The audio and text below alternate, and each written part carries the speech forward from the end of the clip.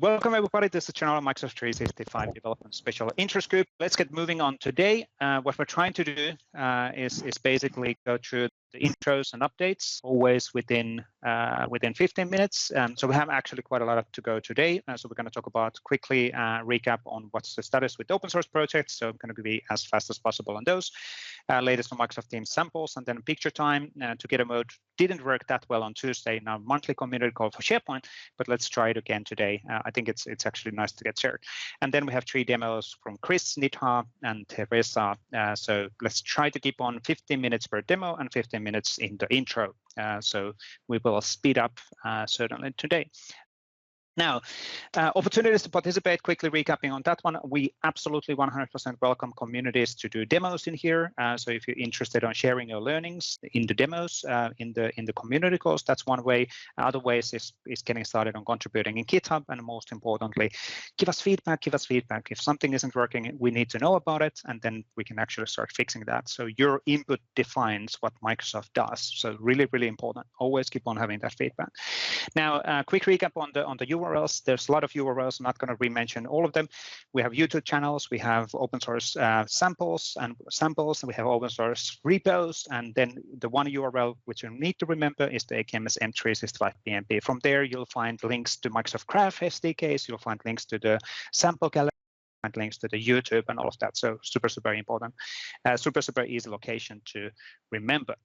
Now, since we are in the Microsoft 365 general community call, just want to remind that we are actively working together with community on collecting Microsoft Teams samples. So we already have a Microsoft Teams sample gallery, which is by far the easiest way to find anything, any sample related on Microsoft Teams. So if you go there, there's multiple ways of actually finding the relevant sample for you. Bots, tabs, and all of these different capabilities are available. And this contains samples from Microsoft and also from the community. In future, we're looking into building a completely unified Microsoft 365 sample gallery across different products, but we do not have an ETA on that one yet. Now, I will show this slide to David, because I think you're ready to go to quickly recap on this one. Yes, absolutely. Thank you, Vesa. So as everyone knows, the PnP community is completely open source. This is from a consumption and a contribution perspective. But we also understand the process sometimes of consuming our resources and tools, as well as contributing back to those same resources and tools, can come with some hurdles, things like understanding the landscape, the tooling, GitHub, etc. So the Sharing is Caring initiative is here to provide you hands-on, step-by-step guidance in smaller sessions, similar to today's, but smaller sessions that we can work together on, showing you how to accomplish the usage as well as the contribution process. We'll walk you through, counts as a contribution, in fact, and you'll get hands-on, you'll be able to ask questions, and it's available to everyone for free. We have multiple session topics, as you can see: first-time contributor, community docs, PnP SPFX samples. They all build upon one another, and they're completely safe spaces. There's no recording of them, so you can come and ask any question you want, completely free of charge, and we have a lot of different times, and we're adding to the available sessions as well. So go to aka.ms, Sharing is Caring, and register for one of the upcoming sessions. There are more sessions here coming up in November once we get through the October community doc sessions and the PnP SPFX sample sessions. All right, thank you. Vesa, back to you. Excellent. Thank you, David. You have really a nice radio host voice, like Beth is saying in the samples. So moving on things, let's see our radio host called Bert. So can you do a quick intros and updates on here? I'll try. So just kind of a quick recap of what happened over the last weeks. So we released preview 3 of our PnP Core SDK, which is our brand new library, modern.NET library that we are building. We also released PnP Framework. Now, what is PnP Framework? PnP Framework actually is PnP Sitescore, but then for .NET Standard 2.0 compiled with the CSOM for the Standard version. So essentially, your good old PnP Sitescore, but now it works cross-platform in a modern way. There's kind of a revamped authentication layer. Some cleanup was done, and it only supports SharePoint Online. Now, on the slide, you also see the roadmap that we have. So you will see that we will continue moving forward with PnP Framework, we will stop releasing PnP SiteScore, which will happen like somewhere this year. Maybe we'll have one build still to go, like the November build, most likely, but I don't think we'll do a December PnP SiteScore release anymore. So at that point, all the releases going forward will be PnP Framework. Next to that, you see also the PnP Core SDK. So what you'll see happening is that we are kind of building features in PnP Core SDK, and then we'll consume them from PnP Framework. So essentially, this gives us like a model where we can gradually move over logic functionality from PnP Framework into PnP Core, because that's our new SDK with proper testing, with a better architecture, better maintainability, etc. Without you impacting. So if you're using PnP Framework, you might be using PnP Core SDK as well under the covers. It doesn't really matter for you because you just use PnP Framework. But at a certain point, the PnP Core SDK will be rich enough, big enough for you to kind of just directly use it and not use PnP SiteScore anymore. Sorry, PnP Framework. Good. Too many names, too many frameworks, but I hope it made sense and clarifies a bit what we're doing and why we're doing things.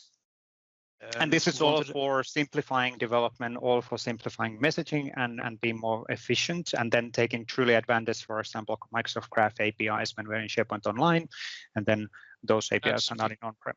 So yeah, it's about that, and also mainly about supporting .NET 5 and being having something that we can ensure quality on. We have like 80% plus test coverage for PnP Core SDK, which is really huge, and that will help us kind of maintain quality and do refactorings without breaking things. Now, what happened actually a bit more in depth around, so left side is PnP Framework, PnP SiteScore. So we have now nightly builds. So there is no need anymore to wait for the monthly release. You just grab the nightly build of PnP Framework and you get the latest. So that's a good thing, I think. Some bug fixes happened around a package deployment via a PnP template. What's coming up in the PnP Framework side is PRs. So we are now in a state where we have like PnP Framework and PnP SiteScore for like a couple of months. We need to kind of keep both in sync. We need to copy over PRs, move over PRs from PnP SiteScore to PnP Framework. So if you have a PR in PnP SiteScore, please just check it and kind of, if you still need that PR in PnP Framework, add it again there. So there's a bit of extra work for now, but I think that's just a short time window that we have this extra hassle to take care of. Then we look at kind of just shipping a GA of PnP Framework around December timeframe, and at that point also retire PnP SiteScore. So we'll just make it read-only in the repo, and then I think we're just moving forward to PnP Framework. For the PnP Core SDK, we had additional authentication providers and an updated ASP.NET sample. So this sample now uses when you log in with in your ASP.NET site using Azure AD, the same token essentially used when you use PnP Framework. PnP Core SDK. So that's kind of all transparently handled now. We did user custom action support. Now for the end of this month, we are looking at beta 1 with additional model improvements. So views, ALM, navigation. Again, if you're interested in doing like .NET development and you want to kind of get into some real cool .NET code, just reach out. We can set up a session with you, help you get started, coach you, and kind of so you can be part of the team. And then timeline-wise, November 2020, beta 2, and then GA hopefully by end of the year. And by the way, just kind of one thing to highlight. Overall, the PnP Framework, PnP Core SDK had 64,000 tenants in September, which is like a massive number. So thanks for that. Cool. Thank you, Bert. Bert completely forgot about the 15-minute intros for all the other things as well. Yeah, we need to put you on the last of the list next time. So PnP PowerShell, Irvin, quick intros there as well. I'll take the next half hour about that. Yeah, thank you. So yeah, quite some changes in the what I now brand as the classic PnP PowerShell. It's not that classic, of course. It works to SharePoint Online, but yeah, just to clarify, there is now a Windows-only version of PnP PowerShell, and there is the cross-platform version, the modern or the new PnP PowerShell. So the Windows-only version, you will see me referring to that as classic. We fixed quite some little bugs and PRs we merged.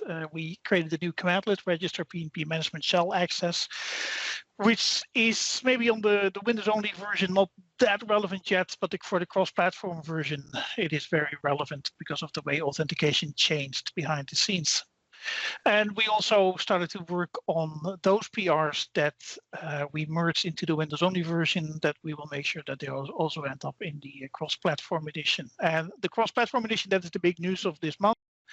Just as Bert mentioned, the PnP framework is out. The cross-platform version works on macOS, Windows, Linux, Azure Functions v2 and v3, Azure Cloud Shell. Basically, I've even read someone that made it work on a Raspberry Pi.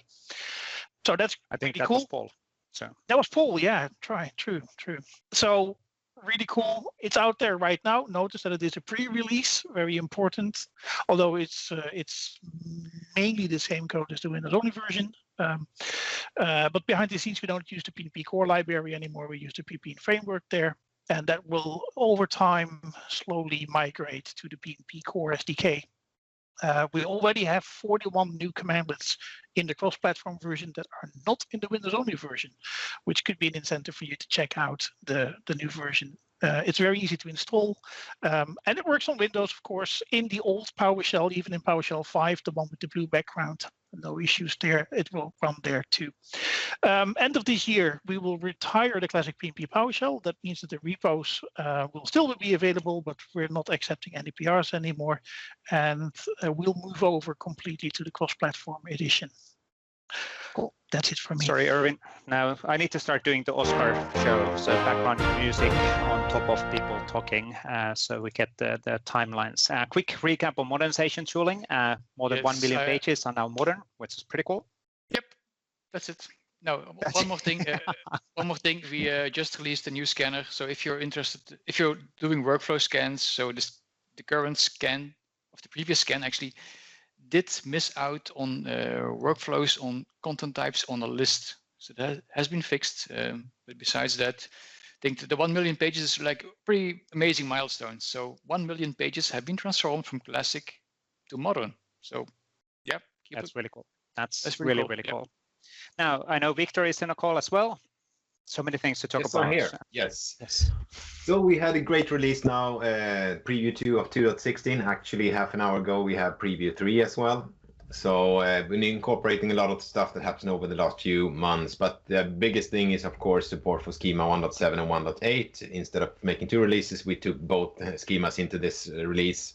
Also support for SDK, the team's JavaScript SDK 1.8, and all both frameworks actually from 4.7 and later should work with this. We dropped some support for older schemas, but most importantly, there's quite a few great community contributions, both in terms of features and fixes, etc. So I'm super glad about that. We have the biggest thing is, of course, we have Parker as the default icon now in Teams as well. So yes. Yes, and I hope to release the 2.16 within a few days, unless we find some big bugs in there. Look into the next version as well. Trying to keep up with all the features that the Teams team is releasing. The primary thing I'm looking into now is the Teams extensibility into the generator as well, or the meeting extensibility, so you can scaffold out the meetings tab and those kind of things. Thanks. Cool. Excellent. Thank you, Victor. Good to have you here as well. And then we have Nicola and Beth doing quick intros. I think it's Beth who's talking around the Microsoft Graph Toolkit. It's great to see that everything is moving forward and new stuff every single week. Thank you. Yeah, I'm here. Thanks, Nicola, for updating the slides. Actually, I just came back from OOF. So let's see if I can do this right. We're having a couple updates to 2.0 Preview 3 that's just released. New person card, you can see that's moving on the right side of the screen. It has a file section, a profile section, and caching now does some magic stuff around the people's images, so we're not fetching those specifically anymore.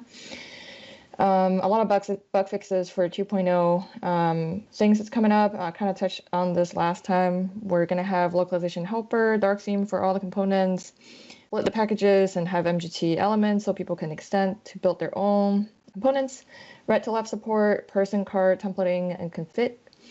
new prototyping sections. We're going to have new React hooks in MGT React. There's a PR or issue for that. If you have any feedback, you can come leave feedback. Also for the file picker, that's a new thing. Our PM partner just had the also PR for prototyping, or a spec. So if people want to leave feedback, go to our repo. Last but not least, we're also collaborating with the Fluent UI team in order to build on web components on top of what they're building. So a lot of collaborations coming up there. If you want to help join the contribution contest, check out our good first issues and help on it, and go to the contribution MD in our repo, and we'll go from there. Yeah, and on the contribution contest, it's actually really cool. The people will get swag based on their contribution, not only just one person, but multiple persons after a while. Yes. So go and check it out. It's really, really cool. And then quick recap also on the Microsoft Teams samples. So we do have from the past 2 weeks, one sample coming from Vartaman, which is related on using how to use test modules in the Microsoft Teams, which have been built using SPFX and can use Microsoft Graph behind the scenes and all of that. So this is really cool sample. In general, we really want to have a good set of Microsoft Teams samples in one location so that people can easily find them. And then eventually, obviously, this will be surfaced in the Microsoft 365 unified sample gallery. Now, we're going to take a 30 seconds on the group photo. For those who are interested in actually joining, I will share hopefully together mode today successfully. There was a small hiccup on that one on Tuesday's monthly community call. But let's see. Unless my kid is eating up all of the bandwidth. No, actually, this looks getting more and more people. So let's see if we can get the 50 people. Paul cannot behave. Okay, that's nothing new. No, just kidding. I think we have a 50 people attendee limit in this, unfortunately.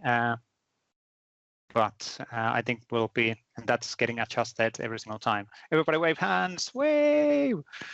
Way, excellent. It's not super precise, but it's okay. Excellent. Thanks, everybody. Awesome. Thank you. Good to see actual faces on the situation. And then I think we are ready to go with the demo section. The first person is the list formatting magical guy, Chris. Woo! Share that screen. Woohoo! All right, everybody, I'm Chris. Stop. All right. So we're going to head over to our Warrior Horses site. The Warrior Horses are pretty excited about some of the new Microsoft List stuff. And for those of you who haven't seen it, in addition to being able to go to Microsoft List, right, and create new list templates and everything, you can now go right here on your communication or your modern team site. You go New List, and bam! Look at that. You got that nice interface where you can still do the standard list or from Excel or copy one, but you also have all these nice templates down here.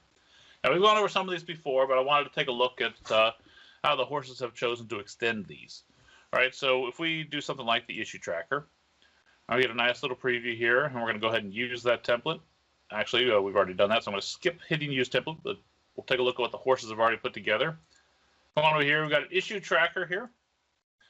And now this is just the standard issue tracker with some information entered here. Now you'll notice it's got all sorts of formatting applied to it, right? So we've got several column formats here. We even have a view format that's highlighting any blocked issues here with a nice pinkish red. And that's really cool, right? If we want to change some of those, we certainly can, right? We can go to column settings and we could format this column, right? And this one's using rules, so we can just manage those rules. And so you can see this is the one that's making anything over 30 days have this interesting border and icon. All right, if we want to change that, you know, we can come in here, we can go more styles, right? We can switch that icon to a thumbs down, right? You can start to do all sorts of cool stuff. Maybe you don't like that it's on the right, put it on the left. And that's awesome, right? So I didn't have to do anything. I just hit that button to add the issue tracker template.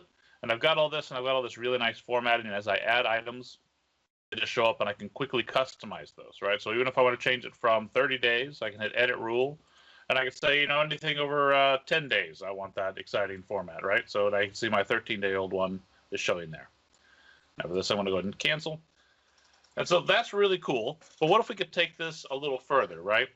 What if we wanted to visualize this in a couple different ways? So you can see they've already provided multiple views here. But what if we want to take this exact view and we want to look at it a little differently? Well, good news. I wasn't just asking that question for no reason. If we head over to our SPDev list formatting repo, in our View Samples folder here, if we scroll down, we can actually look for the name of the template, in this case, Issue Tracker, and we've got this Issue Tracker Planner Card sample.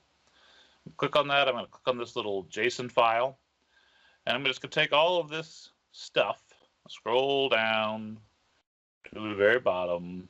It's very lovely format. I'm going to right-click. I'm going to copy that sucker, and I'm going to come back here. All items. I'm going to format the current view. Right. So right now you can see it's got that additional row class here, which is doing this. Don't worry, we're not going to lose that. When we come here, we're going to paste ours. In fact, if you look at the top, got that additional row class here. Let me make that a little bigger so we can see it. We just did it to a one-liner, but it's the exact same thing. So if I hit preview, wow, that's great. So what did we really just do, right? So let's save it. What we did is now we've added a tiles view, all right? So if we click over to tiles, we can see this whole thing displayed, and now they imitate planner cards, all right? So it's nice to be able to look at the list and see all that, but sometimes it's really nice to be able to see it on a familiar kind of interface. You've got some nice things here with the planner cards, right? You can come in here and you've got the kind of little drop down here. So this is demonstrating the idea of using that hover card to create kind of a contextual menu. All right, so we can hit the share and we can do all, you gotta hit it and stick around with it. But the idea is you can quickly edit these things. So I can just open them and see what's going on. See the hover cards for individuals, right? So if I want to find out more about who it's assigned to, I can get all that. So it's a really nice way to just kind of see this issue tracker in a whole different way. It allows us to take the real power of Microsoft lists and some of these templates and extend them with our own formats.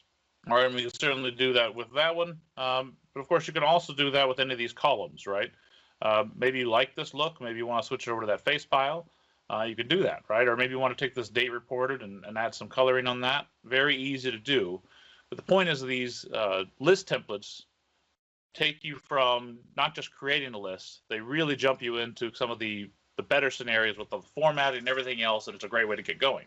And then you can take those PnP samples and go even further. Now I've got another one here, and I'm going to create it on a different site. So if we go over to the site, just to show the new list. All right, in this case, I'm going to just pick the second template, Employee Onboarding. All right, that looks lovely. I'm going to use that template, and we're just going to call it Employee Onboarding. Sounds great. All right, and this is a cool list. One of the things I wanted to point out, though, is it won't be obvious when we look at ours. In fact, we'll go ahead and, if we look over here and we come back over to our for the list templates, so we go over to our employee onboarding, right? We've got this nice employee onboarding list. One of the things you'll notice is there is no view formatting applied here, right? So this is the employee onboarding with content, but you can see it's got, you know, some nice column formats on here. Like all three of these are custom column formats, and that's cool. One of the things I wanted to point out is if you go to format the current view, you'll actually switch to advanced mode. You'll see all this gobbledygook, right? So it looks like Microsoft's still working on some of this. Believe it or not, this is supposed to be alternating row classes. It's just fully escaped, and they've got a little bit of a problem. Don't worry, it doesn't break anything, obviously, and I'm going to show you how we can restore that. So if we go back over here to our employee onboarding, we're going to go to format the current view, go to advanced mode, where I've already cleared that out on this one. And now let's go back to our samples repo. Let's just go back to the root. And we'll go into view samples. And again, we'll look for the name of the template, employee onboarding. We've got the steps format. So we'll click on that JSON. And I'm just going to grab this as well. It's exciting format. Oh, don't forget your last squiggly. You'll be sad. All right, we'll copy that.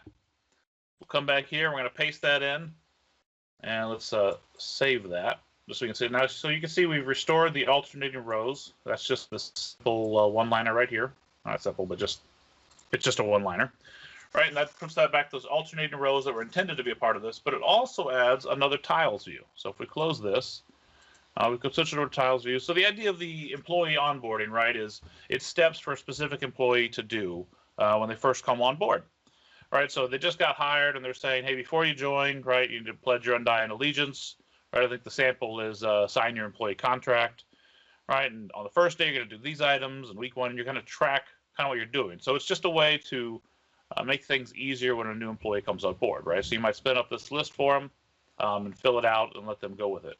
And this is okay, right? This is very, even with the cool formats, even with the alternating rows, it's still very Excel-like, right? So if I'm an employee, it's maybe a little bit confusing. So we've got this new tiles view here, which helps visualize this a little bit better in terms of steps, right? So let's make that a little easier to see. Right, so the idea with the steps is it's going to show you exactly the number of the step, right? So you know exactly where you are in the process. All right, it's color-coded based on when you're supposed to complete it. And when you complete it, right, so if I click on this guy and let's click on a different one here. We'll go to number 5, and I'm just going to mark that as complete, right? So you can see it does this nice overlay, makes that much more obvious that that step is complete. Let's turn that off. And again, it just provides a completely different way to look at this, right? Again, you still got the people cards and everything else, which is cool. So the whole idea here is take these list templates, which are awesome, and extend them even further to meet whatever your needs you're doing, right? So let's recap here. Boom, there it is. It's great. You got all these design mode formats. You can really kick it off, kick up your list notch right at these templates. And then once you've customized these, you can actually use your own, not as templates, but you can copy from existing if you want to get these formats copied over as well. And then, of course, look for more samples. So we've got the 2 right now, which are linked here. Right. So if you go to those view samples, you've got the 2. Expect to see more of those for these templates. If you're using these templates and you've got some formats that you've found have made these even better, please contribute those. Those are really helpful to everybody. And that's all I got. Excellent, thank you, Chris. Remember to reboot your machine. We can see that reminder on the lower area. No, really cool demo. Sorry. That's really funny. I don't see it. Anyway, thank you, Chris. So really cool stuff, and shows what you can do without code. Now, it is debatable, is JSON code or not. If you're a developer, it's not code. If you're not a developer, maybe it is code. But it's really cool to see what's possible natively within the list. So thank you for that. But next, we actually have exactly the same scenario, which is new employee onboarding, but we're going to actually use a real solution, which is then taking advantage of Microsoft Teams platform capabilities. And Nidhi Sharma is the presenter of this one. Nidhi, all good? Yes. Excellent. Yes, all good. Thanks, Vesa. So let me share my screen. So this is actually under the Microsoft catalog for app templates, Microsoft Teams.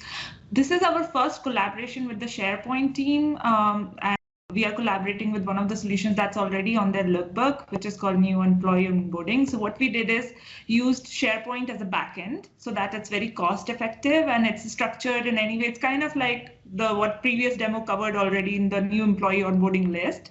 And then we built like a Teams app on top of that. So let me show you the SharePoint solution really quickly, and then we will go to the Teams part of it. What we are trying to achieve here is to make new employees really productive in a matter of time, and also especially in the COVID-19 situation, it's harder for them to connect to the existing teams, to make that simple, to nudge them, and to also have them relate trainings so that they can get onboarded quickly. So let me start. This is what the solution looks like for SharePoint. This is a complete SharePoint site off the shelves that you can deploy. And then if you go here, you can find the welcome to your next adventure and the new hire checklist.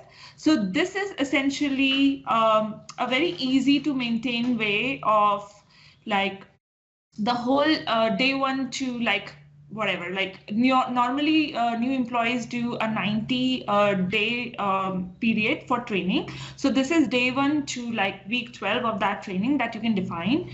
You can define it and classify it by a topic as well. And then you can just paste the resource link here, whether it's a video, whether it's a deck, whether it's an external link. You can paste that link here, paste an image, and then Teams app will pick it up. So let me show you some of that magic.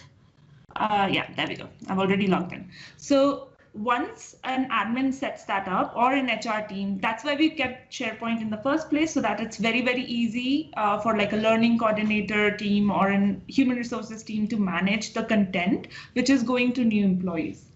So this, once the SharePoint is set up, this is the welcome card on Teams spot. once you install it. And then as a new employee, you would see like these helpful buttons that you can introduce yourself. So a quick fun activity, which is very common for all customers that you can do before you get into the whole, oh my God, I have to do this training type of thing. And then there is also a take a tour so that new employees can understand what this app is about. For example, it shows that, okay, you can write a quick introduction about yourself. You can do a new employee checklist, which is where the SharePoint part of it comes in. And the app helps out new employees in sort of notifying them in a structured manner. So every week you will get your tasks for the new employee checklist, and then you can complete those tasks and mark them as done. And the last but not the least, very important thing that HR teams usually do, which is that send a pulse survey and ask new employees for feedback. So we have enabled that as a separate command that anytime new employees want to share something, they can share it using this. So it will expand and then your feedback can be routed. Yeah, so there we go. Sorry, I had done that already. So this is test and this can be submitted. And then this goes to the HR team directly. They get notified whenever they have the feedback, and they can also download this as a report. So let's start with the actual introduction. Let's see what happens when I click on introduce myself. So this app is beautiful in that way that, like, as an admin person, when you are deploying the app, you're installing the app in your company, all you really need to do is create a list for all of the new employees. We pick up the mapping for the managers using your Active Directory, like if you're using that already. And you can also pick up the description and everything, which is editable here. All of these questions are configurable. So these are again coming from the same SharePoint solution that I just showed here, so that, like, if for like another customer wants, like, instead of favorite food, you want to have a different question, you can actually configure that as an HR team as well. So let me just put like pizza. Who doesn't love pizza? Oh, sorry, capital. Okay, and then movie of your choice. For some reason, I saw a meme, and then slogan, always tested. So then let's see.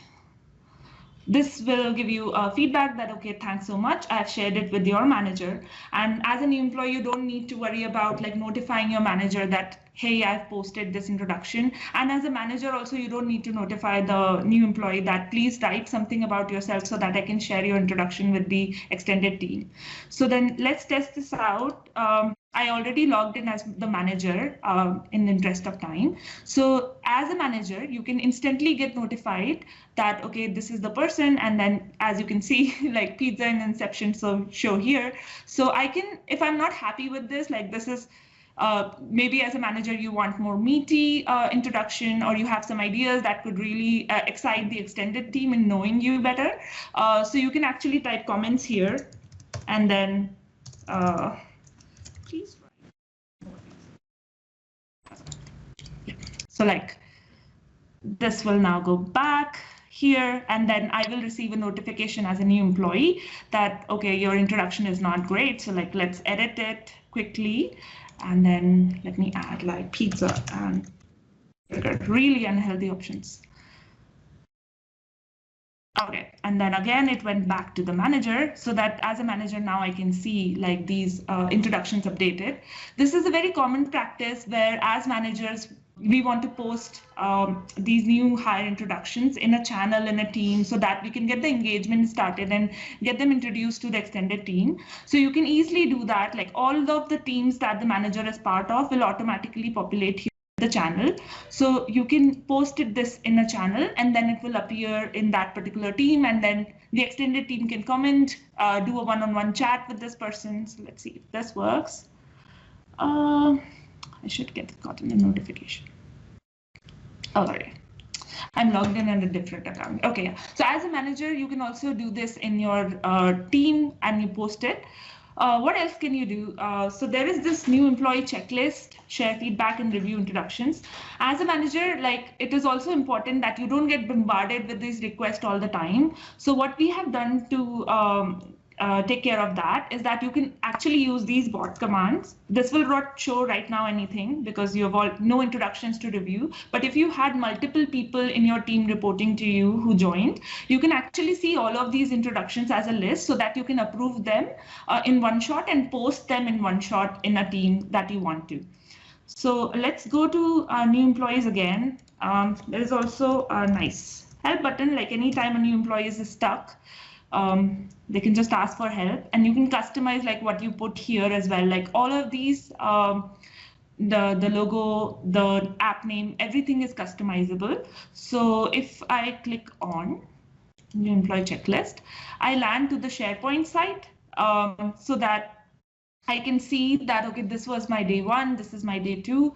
If I actually go back in the app, then it actually shows me the entire weekly plan one by one. So if I click on new employee checklist through the bot command, it will actually just show me all of the tasks that I need to do in week 1 and not bombard you with like week 1 to like say week 8 plan. This definition, some of the important configurations that we have kept very friendly for like HR admin teams so that they don't require like much configuration, much maintenance of this app. For example, one of them which is very useful is the definition of new hire. Like as a new employee, you get this app, right? But definitely after some time you're not a new employee anymore. So say for example on an average it's the frequency is 90 days. So after 90 days say you're not a new employee anymore, that variable, that time period is configurable very easily so that the app will stop notifying and bugging that employee after that time period has passed. So these are some of the good things about this app. One thing which I could not show in the demo because I couldn't log into one more HR account, which I would like to cover really quickly, is this one. So this HR feedback piece that I was also showing you is also configurable, which is a very, very common ask for us. Let me just show you that quickly. So as I was mentioning before, that feedback is also really, really important, right? Like as a new employee, you want to see and get that pulse feedback. So as a HR or admin person, you can actually just create a forms link or any other survey tool that you use, put that link inside the Teams app, and then it will notify the new hires on a frequency which is again configurable. So whether you want to notify them weekly or bi-weekly or monthly is configurable. And then as an HR person, you will get like notified in your team, and then you can download all this feedback as well. The last thing I would like to show you is also this, like, let me click on like new hire onboarding. So if I do the new employee checklist, yeah, let me actually go to this one. Sorry for that. I went into the manager account instead of the new employee account. Yeah, so you can also see your week 1 plan. Like right now, I just refreshed the whole view. So it is just week 1. And then you can see in week 1, I have like 2 things to do. What we have also kept configurable is this differentiation between a mandatory activity versus an optional activity. Like if something is in help resource, you can clearly state that in the SharePoint list here, and then we can actually pick that up and show it as that. And then you can see each and every of these learning expanded into a card of its own. And then if you click on view learning, right now we just put an image here, but it could be a presentation. Any asset that can open inside Teams will open inside Teams. Any asset, an external link which you put here will open in a browser. So at any point of time, again, you can share feedback on this particular item as a new hire, and it will be routed to the HR team. Some more goodness is that it comes with the full getting started guide. So let me show you that. So some questions that we come across is that, can I integrate with my existing system? Absolutely, you can. You don't need the full-fledged SharePoint solution. Like if you do have a SharePoint or an existing onboarding site of some nature, you can actually integrate with that site.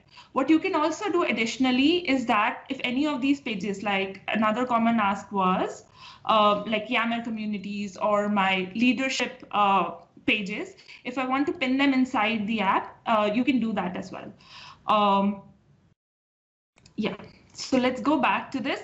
The app and the storage of it, cost of it, everything is in your environment. All really we need is that one public URL here to hit Teams as a cloud so that we can actually hit Teams and use this app on Teams. It comes with the full setting guide that, okay, this is the step-by-step procedure of going through setting up the SharePoint site and the Teams site. But the SharePoint site, like if there is an existing solution, is optional. So you can also just go with Teams only. But we really like how the SharePoint site is structured, and we really hope that our customers benefit from it. These are the variables that are configurable. And so they're very easy to understand when you configure, like in the previous screenshots, as I was showing you. The last but not the least, very important question, cost estimate. So how much does this app cost? So as with all app catalog, there are, I think, like some 40 of those. This is only charged for the users that actually have the app. So for a company, like say, if I have 10,000 people in my company, only 10% of that is new hires. So that is like about 1,000 users. If they have the app and only the managers have the app and the HR team, then it does not cost that much because you don't need the app really for everybody in your company. So we have like a full detailed description that you can share with your IT, but ultimately it boils down to around $75 for 1,000 users per month. So this is the cost. But having said that, like, the app is also very customizable. So you can also extend it. What we have seen our customers do is that club this with another app template, which is for frequently asked questions, so that all the questions that new hires normally ask to HR team can be preempted here, and then they can have their training plan structured. So the cost goes a little up there, but essentially SharePoint is already in your plan, so it doesn't cost that much for installing this app, and the deployment is really easy. It takes about like half an hour to deploy this if we follow the guide. So I'll just stop here. I hope you really like the employee onboarding solution. It's really popular right now, so would love feedback on this. Thank you. Excellent, thank you, Niti. And just to pinpoint that the example estimate there was $75 overall, not per user. So and that was basically because of the Azure usage. Yes, indeed.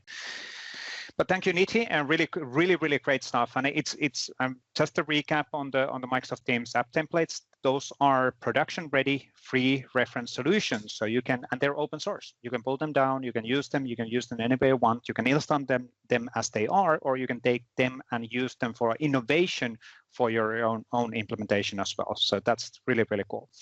And thank you, Teresa. You are being proactive. Thank you, Niti, one more time. And Teresa, just take it away.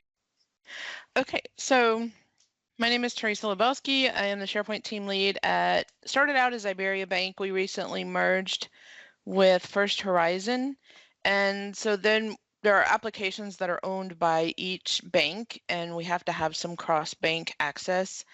So we have some pre-approved applications and then some shared drives, and you have to be able to request access to non-pre-approved applications, as well as laptops, actually. So thus, I had to create a solution for the cross-bank access request. And so just some requirements were that because I'm on the Iberia Bank side, of course, I wanted to put it in our SharePoint, and we couldn't do it in SharePoint Online because First Horizon, only a limited number of users have actual M365 licenses. And so also because I had to use SharePoint, because of that, I had to use SharePoint On-Prem. I happen to have the license necessary to use Power Automate to connect to on-prem data. So this is also exciting because I got to use my license. And I chose Power Automate over SharePoint Designer for obvious reasons. And just there's a link in here, so if you want to download the slides, you can see what I'm talking about with those licenses. And so then we'll get straight into the list overview. So knowing that people are not going to fill out the list correctly, we put some before you begin information, like just on the page. So we actually created a page, had the before you begin, then we had the instructions, and then we had the actual request form. And so some of what we had to do was like title fields, a required field, but we weren't really using it, so we just put a default in there. And then required associates requesting information. If we had put this information, which is the description, as a description for associates requiring access, it went at the bottom, and they didn't like that. It had to go above. So I had to create a field and just put a default value and description so that it would be above. Then we had to have fields that we couldn't hide like we can in SharePoint Online. So I had to put a stop here, and the default is, of course, click save, and the rest are IT use only, which actually that seems to be working out well. And so then we get into the actual flow in Power Automate. And I decided to use when an item is created or modified, thinking that, hey, people are going to leave out missing information. So they're going to want to go back and edit their form and then save it again. So it needs to run through the flow again. So I started noticing all of a sudden that not everything that I can do in Power Automate with a SharePoint Online list is available when I'm using SharePoint On-Prem List. So this got me kind of thinking about this presentation, about doing, pointing out some of the differences. And one of the main differences, actually we'll see that later, but you can see that there's a whole bunch of things that we're used to seeing here. We also saw them in SharePoint Designer, but with SharePoint On-Prem, I really only have my fields that are text values. And then because there's no link for the item URL or to edit the item, I had just went ahead and used variables to manually build those links.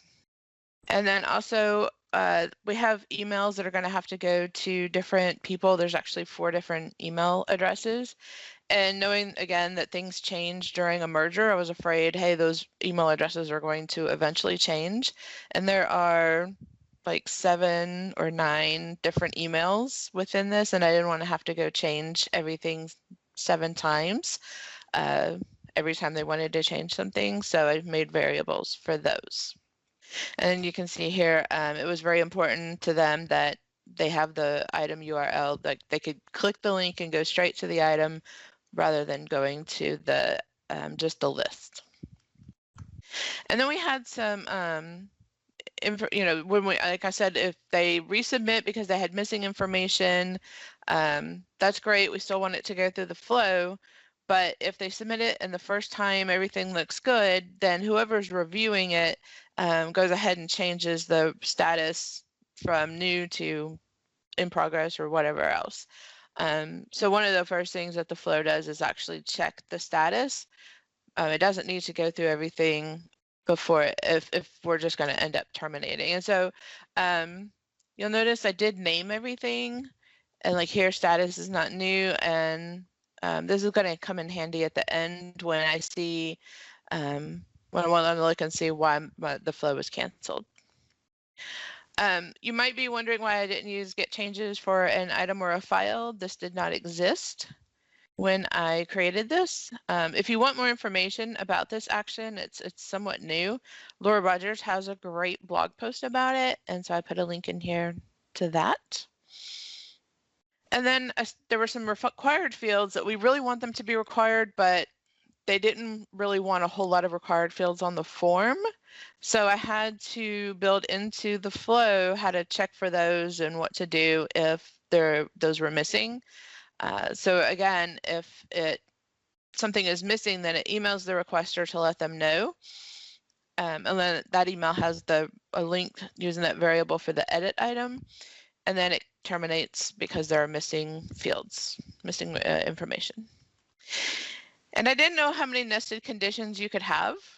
This is like an overview from the first condition in the main part of the flow going down, so you can see that I actually ended up with 4. And here I'm just going through and listing all of the different conditions. That's not really anything that we need to go into any detail about, I don't think. Hopefully everyone knows what a condition is and how to create it. So I'm just going to go to the end. So my original thought was that I would use update item to, at the end, update the status. Like here you can see I have flow status, but I had things set up as a drop down. And what you can see, there's no, other than the site and the list, there's no drop downs here. Whereas if you're using SharePoint Online, there is. And the other thing was, so here that kind of shows you that there are drop downs available with the SharePoint Online. Oh, the other thing was that it created an infinite loop. So I had to take out the update item. I would have gone back and tried to spend more time figuring out how to not create an infinite loop, but they were anxious to get this going. And so once I got everything running, I occasionally will go into the flow run status, view all the runs, see what's been canceled versus failed versus succeeded. Obviously, the succeeded ones I don't really worry too much about. Canceled, it's going to cancel for one of two reasons. Either there was required information missing, or the status isn't new. And that could be where someone's gone in and changed the status from new to in progress. Well, that will actually launch the workflow. But since the status is not new, it'll cancel pretty quickly. But there's also sometimes it fails. When I had to add a fourth email address, which is the fourth variable, to the email, the outgoing email, I added it, but the system didn't automatically put a semicolon between the third and fourth variables. So it failed because it ran those two email addresses together. And then it gives me pretty good information in this error message, letting me know what the actual error was. And you can see right here, it's got identity management, and then .com immediately follows with system access. So I looked at that and was able to see, oh, I need a semicolon. That was a really easy fix. So it didn't take me long to figure out how to fix this and keep it from failing again. And so I had actually planned for 10 minutes thinking that we'd run over because Chris Kent usually goes long. If there are any questions, I have uploaded this to SlideShare. And you can also hit me up on Twitter or connect with me on LinkedIn.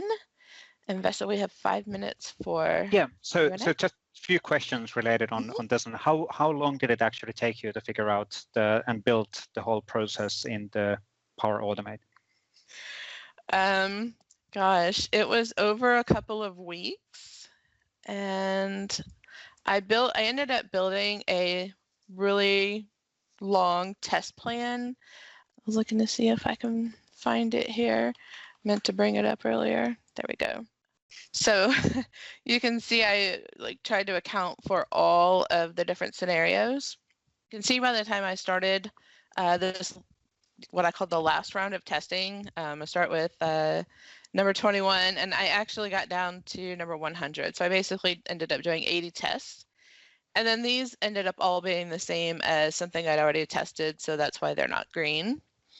The gray indicated where there should not be any results, and I think the yellow was something that I ended up not using, but I'm just letting me know, like, hey, I should be looking for results here. Yeah.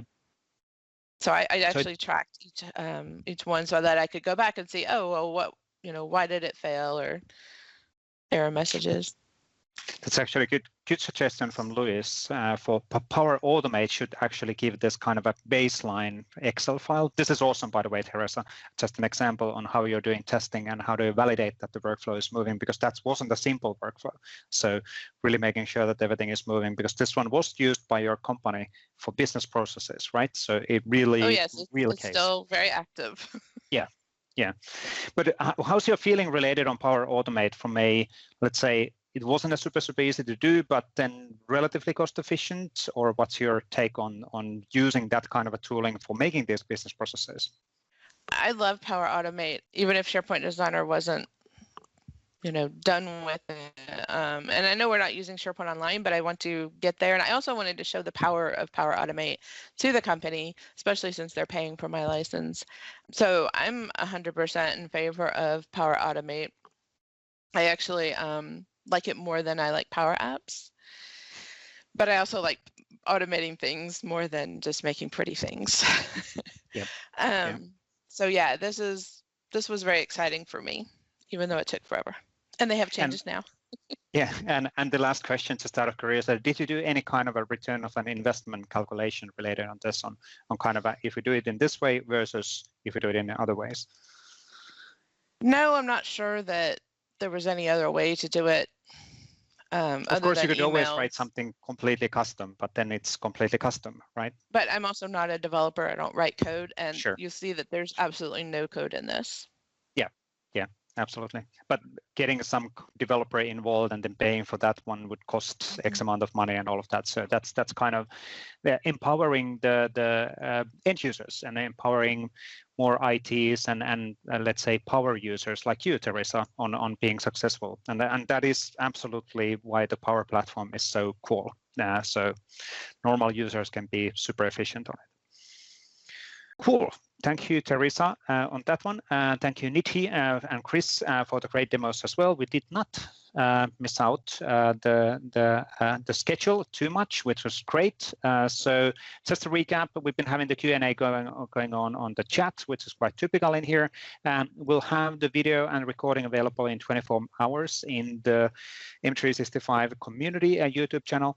And then the next Microsoft 365 General Dev Call is 2 weeks from now. Next SharePoint Framework Dev Call is on next week at the same time. So every single week, Thursday at 7 a.m. Pacific time. There's always a community call in here.